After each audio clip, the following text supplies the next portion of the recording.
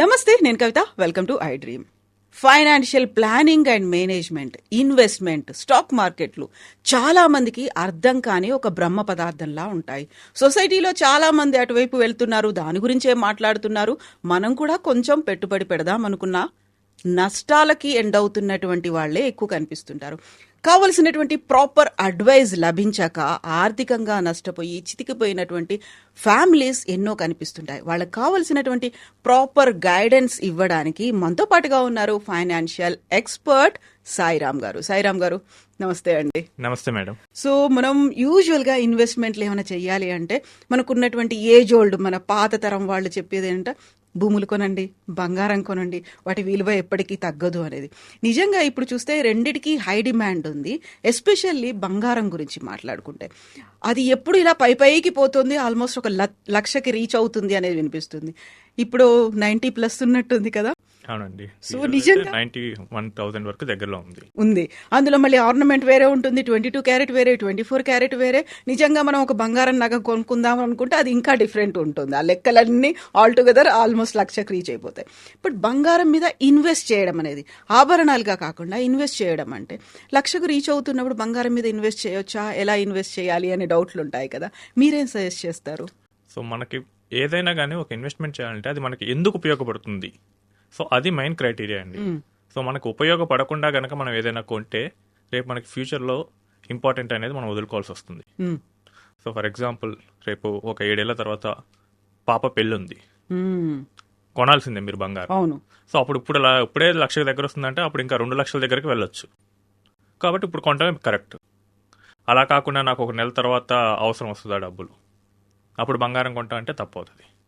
So అసలు ముందు మనం దేనికోసం కొంటున్నాం, దానికి గోల్డ్ సరిపోతుందా లేదా, సో దాన్ని చూసుకోవాలి. గోల్డ్ అనేది క్యాపిటల్ అసెట్ అండి, అంటే మార్కెట్ హెచ్చుతగ్గులకు లోబడి ఉంటుంది. సో గోల్డ్ ఇప్పుడు చూస్తే కనుక మనకి గ్లోబల్ క్రైసిస్ ఉండటం వల్ల ట్రంప్ ఏ డెసిషన్స్ చెప్తాడో వాటి వల్ల గోల్డ్ స్ట్రాంగ్ అవుతుంది. రేపు ఒకవేళ ఈ అన్సర్టెనిటీ అనేది పోతే కనుక గోల్డ్ కొంచెం సెటిల్ అవుతుంది. సో మనకు అసలు పర్పస్ ఏంటి, మనం దేనికోసం చూస్తున్నాం? సో కన్జంప్షన్ కోసం కొనాలనుకుంటున్నాం అంటే మనం నగలు వేసుకోవడానికి, సో దానికోసం వాడుకోవడానికి కొంటే నో ప్రాబ్లం, కొనేయచ్చు. ఎందుకంటే ఇప్పుడు కొంటే తక్కువ వస్తుంది, రేపు ఫ్యూచర్లో ఎక్కువడానికి ఉంటుంది. అండ్ చాలా మంది గోల్డ్ పెరుగుతూనే ఉంటుంది అంటారు. 2012 నుంచి 2017 గోల్డ్ పెరగలేదండి, పడిపోయింది. సో దీన్ని మర్చిపోతారు చాలా మంది. అంటే ఒకసారి ఆలోచిస్తే మన ఇళ్లలో కూడా మనం గోల్డ్ కొంటే దాన్ని చాలా లాంగ్ టర్మ్ మనం ఉంచుకుంటాం. 15 ఏళ్ళు, 20 ఏళ్ళు.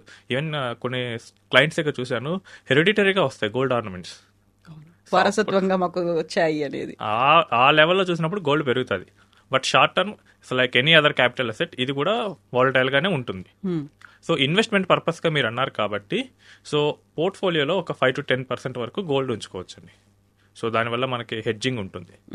సో ఒకవేళ మార్కెట్స్ అంటే మిగతా మార్కెట్స్ కానీ రియల్ ఎస్టేట్ కానీ పడిపోతున్నప్పుడు గోల్డ్ మనకి సేఫ్గా ఉంటుంది. అండ్ గోల్డ్ ఇంటర్నేషనల్గా ఎక్కడైనా కానీ యాక్సెప్టబులే.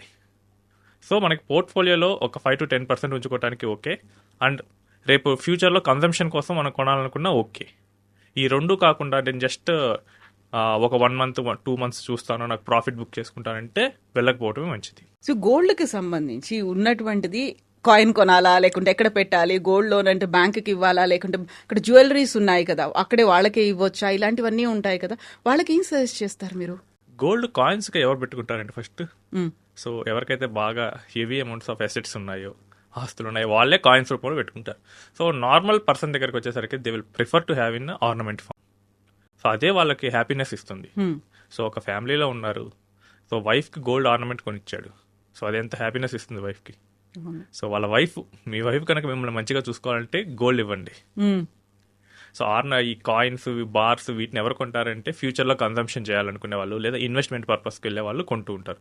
అంటే లాంగ్ టర్మ్ ఇన్వెస్ట్మెంట్ పర్పస్ అయితే ఈ ఫిజికల్ గోల్డ్కి వెళ్ళొద్దండి, దాన్ని థెఫ్ట్ చేసే ఛాన్స్ ఉంటుంది.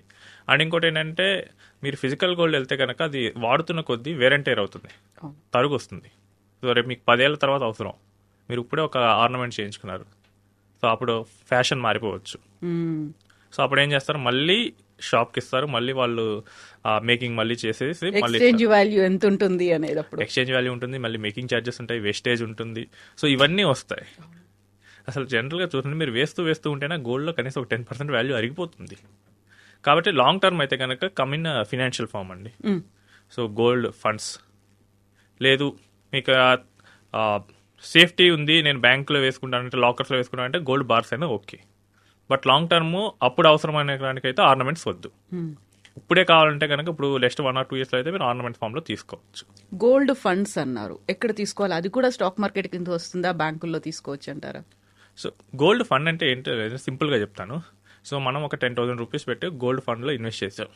దానికి వాళ్ళు ఫిజికల్ గోల్డ్ కొని వాళ్ళు మింట్స్ లో దాచిపెట్టుకుంటారు. సో గోల్డ్ రేట్ పెరిగితే మన ఫిజికల్ గోల్డ్ కూడా రేట్ పెరుగుతుంది, పడిపోతే అది కూడా పడిపోతుంది.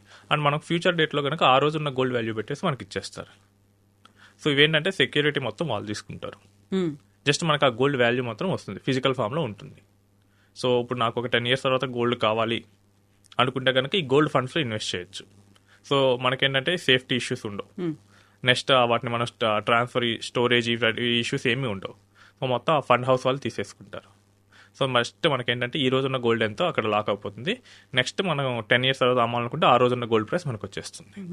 సో ఇప్పుడు రిలయబుల్ గా ఉండాలి అనుకుంటే, ఇప్పుడు గోల్డ్ ఫండ్ కింద పెట్టాలి అనుకుంటున్నాం, ఎవరిని అప్రోచ్ అవ్వచ్చు, ఎక్కడ పెట్టాలంటారు? సో గోల్డ్ ఫండ్ లో ఇన్వెస్ట్ చేయాలంటే గోల్డ్ ఫండే కదండి, మీకు ఇంకా బ్యాంక్స్ కూడా గోల్డ్ స్కీమ్స్ ఆఫర్ చేస్తున్నాయి. సో స్టేట్ బ్యాంక్ లో ఉంటుంది, దానివల్ల ఆన్లైన్ ఫామ్ లోనే ఉంచేస్తారు. అండ్ మీరు ఎప్పుడు కావాలంటే అప్పుడు మీరు వాటిని సెల్ చేసుకోవచ్చు ఆ రోజు ధరకి. అవునండి. సో అంటే ఈ కొన్న ధర కాకుండా ఆ రోజు ఏ వాల్యూ ఉంటే ఆ వాల్యూ, పెరిగితే పెరిగిన వాల్యూ, తగ్గితే తగ్గిన వాల్యూ. నెక్స్ట్ ఒక మ్యూచువల్ ఫండ్ లో చేయొచ్చు. సో మ్యూచువల్ ఫండ్ లో చేసేటప్పుడు ఏంటంటే సో వాళ్ళు కూడా సేమ్ గోల్డ్ ఫండ్స్ లోనే వాళ్ళు ఇన్వెస్ట్ చేస్తారు. కాకపోతే మనకి సింపుల్ సిటీగా ఆన్లైన్లోనే మనం మ్యూచువల్ ఫండ్ యాప్ ఓపెన్ చేసేసుకొని రెస్పెక్టివ్ కంపెనీస్ దగ్గరికి వెళ్ళేసి మనం కొనేయచ్చు. సో ఇది మొత్తం 5 minutes అయిపోతుందండి. So need not to worry, ఎక్కడికి బయటికి వెళ్ళాల్సిన అవసరం ఏం లేదు. సో జస్ట్ మన అకౌంట్లో ఉన్న మనీని ట్రాన్స్ఫర్ చేసేసి we can buy gold at Bombay's price, not at Hyderabad price or Vijayawada price. So gold మనకి ఫైనాన్షియల్ క్యాపిటల్ అయిన బాంబే ప్రైస్లోనే మనం కొంటాం. అండ్ సెల్లింగ్ కూడా బాంబే ప్రైస్లోనే జరుగుతుంది. సో ఇది చాలా మంది నేను చూసినప్పుడు మిస్ చేస్తున్న విషయం ఇది. అవును కదా. సో యూజువల్ గా మనం బంగారం కొన్నప్పుడు అక్కడ ధర ఎంత ఉంది, ఇక్కడ ధర ఎంత ఉంది అనుకుంటాం, కానీ మన ధర ఇది అని వాళ్ళు అమ్ముతుంటారు, మనం అలాగే కొనుక్కుంటుంటాం. బట్ ఈ గోల్డ్ ని ఇన్వెస్ట్ చేయడంలో మాత్రం పాటించాల్సింది ముంబై ధరని. అవునండి, ఎందుకంటే ఫినాన్షియల్ అసెట్స్ వచ్చేసరికి మనకి Mumbai is the capital, financial capital of India అనొచ్చు. సో మనకి బాంబేలోని ఈ ఎక్స్చేంజెస్లోని గోల్డ్ వాల్యూ అనేది లిస్ట్ అవుతూ ఉంటుంది. సో అక్కడ రేటే వాళ్ళు స్టాండర్డ్గా తీసుకుంటారు. ఇప్పుడు మనకి జ్యువెలరీ షాప్లో చాలా వరకు గోల్డ్ స్కీమ్స్ అనేవి ఉంటాయి. మీరు 11 నెలలు కట్టండి, 12వ నెల మేము ఇస్తాము అనేది, లేకపోతే ఎవ్రీ మంత్ మీరు ఇంత అమౌంట్ ఇవ్వండి, దానికి తగ్గట్టుగా ఆ రోజు ధరకి తగ్గట్టుగా మేము బంగారం పక్కన పెడతాం. 4-5 రకాల స్కీమ్స్ అనేవి ఇలా కనిపిస్తూ ఉంటాయి కదా, అవి వాటిలో కూడా పెట్టొచ్చు అంటారా? సో పెట్టొచ్చు అని, కానీ పెద్ద వాటిలోనే పెట్టండి. సో చిన్న చిన్న వాటిలో పెడితే రేపు వాడు ఎత్తేస్తే, సో కొంచెం పెద్దవి పేరున్నవి వాటిల్లోనే పెట్టడానికి ట్రై చేయండి. అసలు గోల్డ్ స్కీమ్స్ ఎలా వర్క్ అవుతాయంటే, సో మనం ఇచ్చే మనీని వాడు ఇంట్రెస్ట్ ఫ్రీ క్యాపిటల్గా వాడుకుంటాడు. సో మనం అందరం ఫర్ ఎగ్జాంపుల్ ఒక 1000 మంది ఎవ్రీ మంత్ ఒక 10,000 కట్టారనుకోండి. సో వాడికి ఒక 1 కోటి రూపాయలు క్యాపిటల్ వచ్చేస్తుంది. వాడు దాంతో గోల్డ్ ఆర్నమెంట్స్ చేస్తాడు, అమ్మేస్తాడు. ఇలా అంటే ఒక 3-4 సార్లు చర్న జరిగిపోతుంది దాని మీద. వాడికి ఎంత మార్జిన్ మిగులుతుంది, సర్క్యులేట్ అవుతూ ఉంటుంది అక్కడ. మనం ఫ్రీగా ఇస్తున్నాం ఇంట్రెస్ట్ లేకుండా వాడికి. సో దానికి వాడు మనకి మేకింగ్ ఛార్జెస్ లో డిస్కౌంట్, లేకపోతే వేస్టేజ్ లో తగ్గించడం, ఇలాంటివన్నీ చేస్తాడు. బట్ ఎవరైతే గోల్డ్ ఆర్నమెంట్స్ కొనాలనుకుంటున్నారో వాళ్ళకి చాలా మంచి ఆప్షన్ అండి ఇది. సో ఒకేసారి 1,00,000 రూపాయలు పెట్టి కొనేదానికన్నా 10,000 తప్పున పెట్టి ఒక సేవింగ్ హ్యాబిట్ అనేది అలవాటు అవుతూ ఉంటుంది. సో నా దగ్గరకు వచ్చే వాళ్ళకి చాలా మంది చెప్తూ ఉంటాను, సో మీరు గోల్డ్ ఫిజికల్ ఫామ్ లో పెడతారంటే వద్దండి, ఎందుకు మీకు గోల్డ్ ఆర్నమెంట్స్ ఏమన్నా 5-6 కిలోలు ఉన్నాయా అని అడుగుతాను. సో ఉండవు, దెన్ ఒక గోల్డ్ స్కీమ్ కట్టండి, లేదా డైరెక్ట్ క్యాష్ ఉంటే మొత్తం పోయి తీసేసుకోండి. సో అప్పుడు వాళ్ళకి ఆ గోల్డ్ ఆర్నమెంట్ చేయించుకున్న ఫీల్ వస్తుంది, లివింగ్ ఇన్ ద మూమెంట్స్లోకి వాళ్ళు వెళ్తారు. ఎగ్జాక్ట్లీ, ఆ మూమెంట్ ని సెలబ్రేట్ చేసుకోవాలి.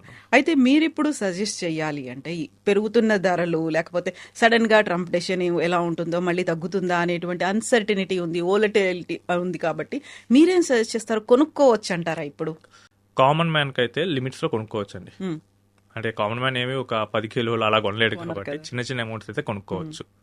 కానీ ఎవరైతే investment purpose, purely investment purpose అయితే కనుక అప్పుడే గోల్డ్లోకి వెళ్ళొద్దు.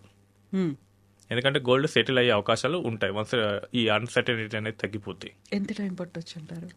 సో యాక్చువల్ ఇప్పటికే మనకి రూపీ అప్రిషియేట్ అవడం మొదలెట్టిందండి. సో ట్రంప్ వచ్చిన తర్వాత రూపీ డిప్రిషియేట్ అవుతూ వచ్చింది. నేను టారిఫ్స్ వేస్తాను అని చెప్పి అన్ని కంట్రీస్ని బెదిరించడం మొదలుపెట్టాడు. సో ఒక స్టేజ్ వచ్చిన తర్వాత ఏమైందంటే నువ్వు వేస్తే వేసుకో అని చెప్పి ఇక అలవాటు పడిపోయి ఉంటాం. యా, సో అది ఇప్పుడు వరల్డ్ అనేది ఆ మూడ్లోకి వస్తూ ఉంది.